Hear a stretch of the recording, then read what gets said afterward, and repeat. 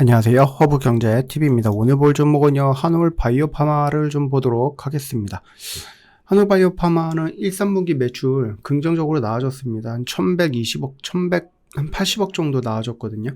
이거는 이제 전년 대비해서 무려 한 15% 가까운 성장을 좀 보여줬고요. 뭐 역대 최대 실적 달성의 좀 가능성이 좀 높다. 뭐 이런 얘기들이 나와주고 있어요. 지난해 매출이 거의 한 1,400억대였거든요. 1,389억인가? 그 정도 나왔는데, 올해는 한 1,500도 돌파할 가능성 높아.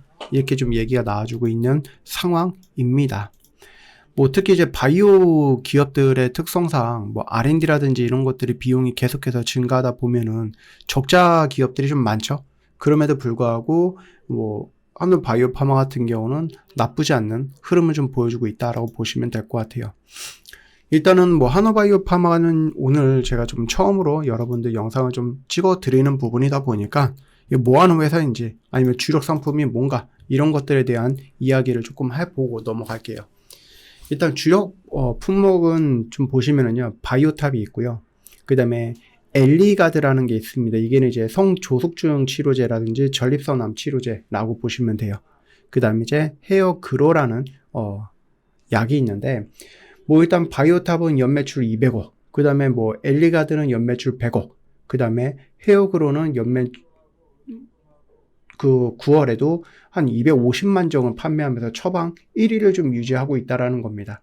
그래서 이렇게 좀 주력 상품들이 있는데 각각 시장에서 1등, 2등 정도를 차지하고 있는 부분이라서 지속적인 현금 창출 구조가 마련했다는 점이 한올바이오파마가 뭔가 R&D라든지 아니면 새로운 뭔가를 할 때 힘이 되는 부분이겠죠.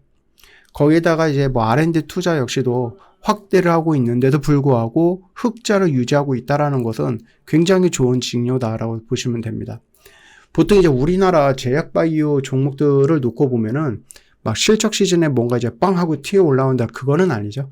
왜냐면은 대부분의 종목들이 적자이거나 뭐 빚내서 뭔가 임상을 하거나 이런 경우가 더 많이 있거든요. 그렇기 때문에 실적 시즌에 빛나는 부분은 아니긴 하지만 그래도 뭐 그렇게 실적만 놓고 보더라도 한올바이오파마 입장에서는 굉장히 좀 튼실한, 그래서 뭔가 이제 상품이 돈이 되고 그 돈을 가지고 투자를 하고 투자한 걸 가지고 새로운 상품을 만들고 그 상품을 또다시 판매하고 돈을 벌고 이런 선순환 구조를 자리 잡은 몇 안 되는 회사라고 좀 보셔도 될 것 같습니다. 그뿐만 아니라 좀 여러 가지 좀 임상들도 진행을 하고 있다, 이렇게 이해하시면 될 것 같습니다. 그래서 탄탄한 상업화 제품군의 뭐 성장이라든지 뭐 R&D 확장에도 안정적인 수익 구조를 유지하고 있다는 것은 굉장히 좀 긍정적인 부분이에요. 돈을 벌어야지 빚내지 않고 뭐 할 수 있다? 임상을 진행을 한다든지 뭐 새로운 약을 좀 구입을 한다든지 이럴 수 있죠. 일단 최근에 나왔던 이슈 중에 하나, 우리 조금 더 기대를 하고 있는 것이 이제 갑상선 암병증이라는 게 있거든요. 뭐 우리 그 뉴스라든지 이런 데 보시면 여러분 TED라고 해서 요런 걸로 아마 많이 나왔을 거예요. 이거는 이제 글로벌 파트너사니 이뮤노반트와 함께하는 임상 3상을 진행하고 있는데, 이게 연내 아니면 내년 1월 정도쯤에 아마 임상에 대해서 좀 결과가 나오지 않을까라는 생각을 하고 있는 거죠. 그런 긍정적인 부분들이 있기는 해요. 일단은 뭐 일부에서는 뭐 전력적 이유로 발표가 내년 초 1월, 2월 정도쯤으로 나올 수도 있다, 뭐 이런 얘기도 있기는 한데요. 뭐 금융위 공식 가이드라인에 따르면은요, 임상 시험 종료, 그 다음에 타임라인, 결과는 의무 공시이기 때문에 발표가 늦어도 뭐 12월 달이라든지 뭐 내년 1월 정도를 생각하고 있어도 되지 않을까 싶은 거죠. 임상 3상에 대한 결과가 긍정적으로 나오면은 그 뒤는 뭡니까? 시판을 우리가 좀 목표로 하거나 또 뭐 FDA 승인 이것들을 목표로 해서 진행을 해볼 수도 있는 거겠죠. 일단은 뭐 자체적으로 지금 공시를 해야 되는 건 맞기는 한데요.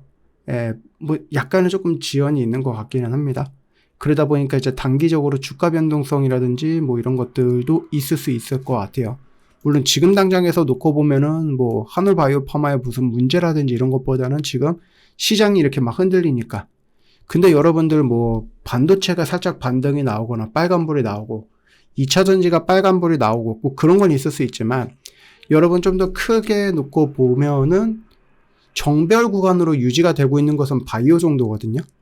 한울 바이오 파마도 여전히 뭐하고 있습니까? 완벽한 정배열을 유지하고 있습니다. 시장이 이미 여기서는 어떻게 보면 이제 꺾였다라고 볼 수도 있기는 하죠. 물론 조정받고 저는 더 갈 거라고 봐요.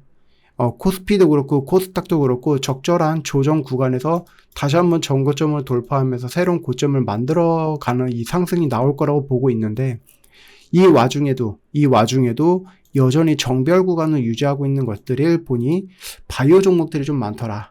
이렇게 이해하셔도 되겠죠. 이번에 삼상에 대해서 이것도 중요한 신약 파이프라인 중 하나거든요. 그렇기 때문에 이 탑라인 공개는요, 뭐 일단 뭐 약물의 효능이라든지 안정성, 그 다음에 뭐 파이프라인의 가치, 뭐 재평가도 있겠죠. 기술 수출 계약 조건, 이런 것들에 대한 변화 가능성도 있습니다. 그래서 뭐 다양한 전략적 의미를 좀 갖는다라고 보시면 될 것 같아요. 만약에 임상삼성이 긍정적이다라고 하면 어떻게 됩니까? 여기서 이렇게 한번 좀 나와줘도 뭐 이상할 건 없다라고 봅니다. 충분히 이 고점 라인을 다시 한번 돌파할 가능성이 있고요. 지금 5만원이 신고가네요.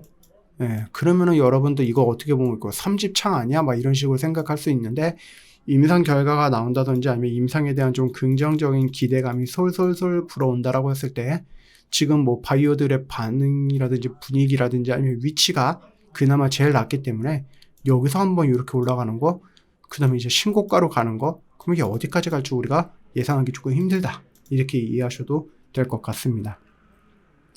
뭐 일단은 조금 물론 임상이라는 것이 좀 긍정적으로 생각을 하면은 참 끝없이 긍정적인데, 조금 부정적으로 생각을 한다라고 했을 때 이거 생각보다 조금 데이터에 그게 좋지는 않다라는 것들도 있을 거고, 뭐 FDA라든지 아니면 유럽 쪽에서도 뭐 규제라든지 이런 것들에 대한 해석 차이는 있을 수 있을 것 같고, 이럴 수도 있죠. 근데 뭐 그거는 우리 그 한울 바이오 파마의 문제만이 아니고 임상을 하고 있는 모든 제약 바이오 회사들이 가지고 있는 그 불안감은 다 동일하다라고 보시면 될 것 같아요. 물론 이제 파트너사의 뭐 전략적 일정이라든지 어떤 뭐 시장 리스크를 우리가 또 가지고 갈 수 있어요. 왜냐면은 이게 한울 바이오 파마 혼자서 하는 게 아니라 파트너사랑 이제 같이 하는 거다 보니까, 우리 그런 거잖아요. HLB 같은 경우도 지금 병용이잖아요. HLB랑 항서제약이랑. 근데 이제 항서제약에 무슨 문제가 있으니까 승인이 지금 안 나고 있는 부분이잖아요. 그런 것들도 우리가 한번 고민이라든지 하면 이런 것들에 대한 좀 걱정을 좀 해보는 것도 뭐 나쁘진 않죠.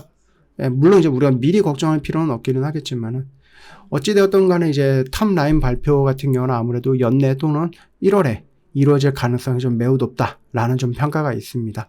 그렇기 때문에 그 흐름에 이런 탑라인에 대한 일정이 나왔다라고 했을 때 어떻게 된다? 충분히 시장을 한 번 더 반응해줄 가능성 있다라고 보시면 될 것 같아요.